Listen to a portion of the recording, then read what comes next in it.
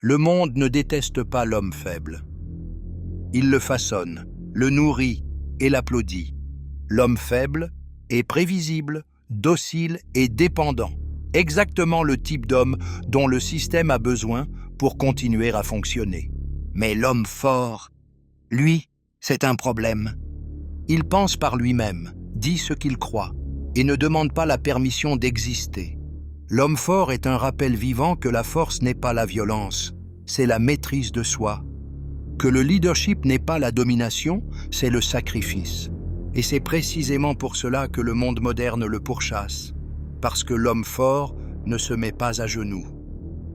Il est le miroir qui révèle la lâcheté d'une génération entière. Pendant des siècles, la force était admirée. Aujourd'hui, elle est perçue comme une menace. Le système ne veut pas d'hommes forts, il veut des hommes soumis, obéissants, distraits, incapables de protéger ce qu'ils aiment. La culture s'affaire à redéfinir la masculinité en quelque chose d'inoffensif, presque neutre. Un homme qui s'excuse d'être un homme, qui a peur d'être ferme, qui confond la bonté avec la faiblesse. Et quand quelqu'un refuse d'être apprivoisé, on le traite d'arrogant, de toxique ou de dépassé. Mais le problème n'a jamais été l'homme fort. Le problème, c'est qu'il ne peut pas être contrôlé. Il ne suit pas les tendances, ne plie pas avec le vent, ne cherche pas l'approbation du public. Et c'est pour cela que le monde moderne le craint. Parce que l'homme fort met à nu la faiblesse collective. La véritable force. La plupart des hommes pensent que la force se voit. Les muscles, la voix, l'assurance, la confiance. Mais la vraie force, elle, ne se voit pas. C'est la discipline que personne ne remarque. Un homme fort n'est pas celui qui domine les autres, c'est celui qui se maîtrise lui-même. Il contrôle sa colère, ses paroles, ses désirs et ses peurs. Il sait qu'un seul élan mal placé peut détruire des années de progrès. C'est pourquoi il ne se précipite pas. Il agit avec intention. Il porte des fardeaux que personne ne voit et n'a pas besoin d'en parler. Pendant que les faibles cherchent le confort, les forts cherchent la croissance. Pendant que les faibles se plaignent du poids, les forts le soulèvent et avancent en silence. La force, c'est supporter la pression sans perdre la direction. C'est garder son caractère quand le monde te défie de tomber. L'homme fort sait que la maîtrise de soi est le sommet de la maturité. La puissance physique impressionne, mais la force morale soutient la maison, la foi et la nation. David n'a pas vaincu Goliath parce qu'il était mieux armé, il a gagné parce qu'il croyait en quelque chose de plus grand. Un homme peut ressembler à un géant à l'extérieur et être vide à l'intérieur. Mais un homme qui connaît son but, lui, rien ne peut l'ébranler. La vraie force ne naît pas dans le corps, elle naît dans l'âme. Comment la société désarme les hommes? Les hommes n'ont pas été vaincus sur le champ de bataille. Ils l'ont été par le confort. Le système a compris qu'il n'avait pas besoin de combattre l'homme fort, il suffisait de l'endormir. Le convaincre que la discipline est de la rigidité, que le leadership est de l'oppression, que la foi est du fanatisme. La société ne veut pas d'hommes qui pensent, elle veut des hommes qui consomment. Des hommes sans conviction, sans direction, sans courage. Elle fabrique des distractions et les appelle liberté. Elle crée des dépendances et les appelle divertissement. Elle glorifie la faiblesse émotionnelle et se moque de la fermeté. On a enseigné à l'homme à avoir honte de sa nature. Comme si être affirmé était une faute. Comme si protéger était dépassé. Le résultat ? Une génération d'hommes qui s'excusent d'exister. Des hommes qui préfèrent être acceptés plutôt que respectés, qui préfèrent en paraître bons plutôt que faire le bien. La culture moderne ne veut pas de leaders, elle veut des hommes dociles, des pères silencieux, des maris absents, des fils sans modèle à suivre. Elle veut des hommes distraits, engourdis, anesthésiés par de petits plaisirs, pour qu'ils ne se rendent jamais compte du feu qui brûle en eux. Un homme fort est dangereux parce qu'il est imprévisible, libre et indomptable. C'est pour cela que le système l'attaque, par les étiquettes, la moquerie et l'isolement. Parce qu'il sait une chose, si cet homme se réveille, tout change. Un homme éveillé, animé par la foi et le but, est le cauchemar d'un monde fondé sur le contrôle. Le prix de la faiblesse.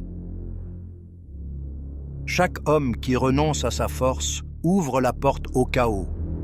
Et le chaos ne tarde jamais à s'asseoir sur le trône.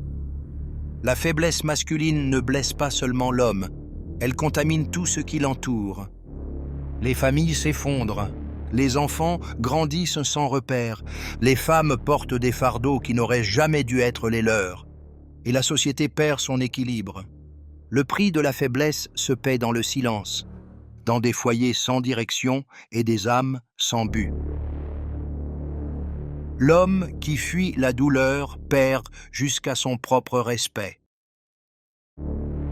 Et sans respect, il n'y a pas de leadership, seulement une illusion. Nous sommes entourés d'hommes qui ont l'apparence d'adultes, mais l'attitude d'enfants. Ils recherchent le plaisir, mais rejettent la discipline. Ils veulent le pouvoir, mais fuient la responsabilité. Ils se plaignent de leur vie, mais ne regardent jamais dans le miroir. La vérité, c'est que le monde n'est pas rempli d'hommes mauvais. Il est rempli d'hommes faibles.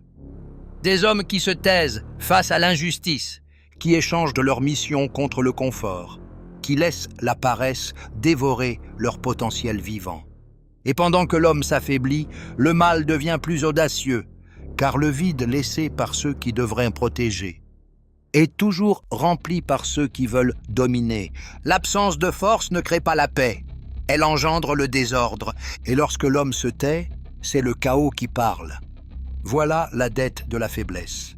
Des générations perdues, des valeurs corrompues et un monde sans direction.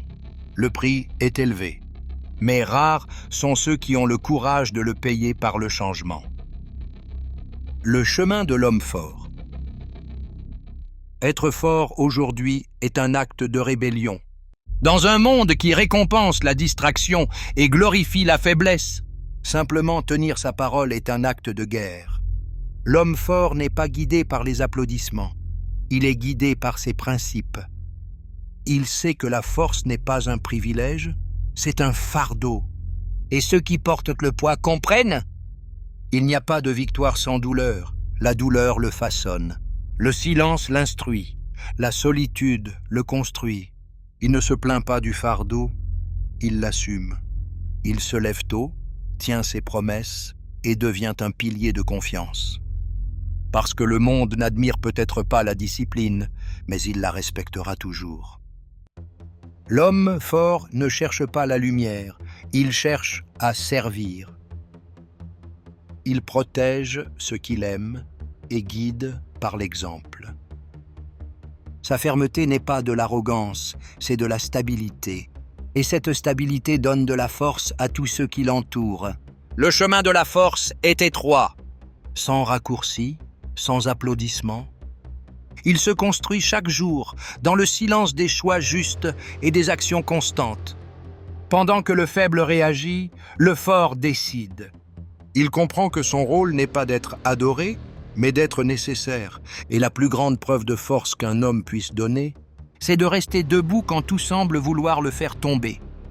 La vraie force ne s'exhibe pas, elle se maintient.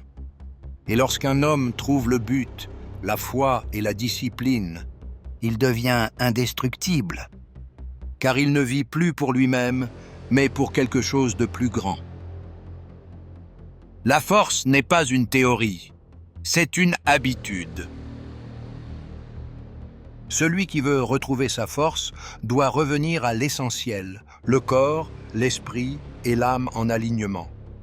Réveille-toi avant le soleil, prie avant d'agir, travaille avant de te plaindre. La force naît dans la répétition des choses simples que les faibles négligents. Soulève lourd, lis de bons livres, tiens ta parole, respecte ceux qui te suivent, et confronte ce qui est mal, même si cela te coûte le silence et la solitude. Ne délègue pas ta vie. Personne ne viendra te sauver. Le monde ne respecte que l'homme qui tient bon par constance, pas par discours. Apporte de la discipline dans tout ce que tu fais, même dans les petites choses. L'homme fort ne court pas après des résultats rapides. Il plante des racines profondes, et c'est la foi qui garde ses racines vivantes lorsque la fatigue s'installe. Agis, persévère, endure. La constance est la couronne de la force. Pourquoi le monde craint les hommes forts? La société ne déteste pas l'homme fort parce qu'il est dangereux. Elle le déteste parce qu'il est nécessaire. L'homme fort est le dernier rempart entre le chaos et l'ordre. Tandis que tous reculent, lui avance. Tandis que tous doutent, lui reste ferme. Le monde moderne cherche à effacer sa force, car il craint ce qu'il ne peut pas contrôler. Mais c'est l'homme fort qui porte le poids des générations. Celui qui protège, qui bâtit et qui garde la flamme allumée. Quand tous les autres choisissent l'obscurité, il ne vit pas pour être aimé. Il vit pour être utile. Et lorsque le monde dort, c'est lui qui veille. Le monde peut se moquer de lui, le ridiculiser, tenter de l'affaiblir. Mais au bout du compte, lorsque tout s'écroule, c'est encore vers l'homme fort que tous se tournent. Car sans lui, rien ne tient debout.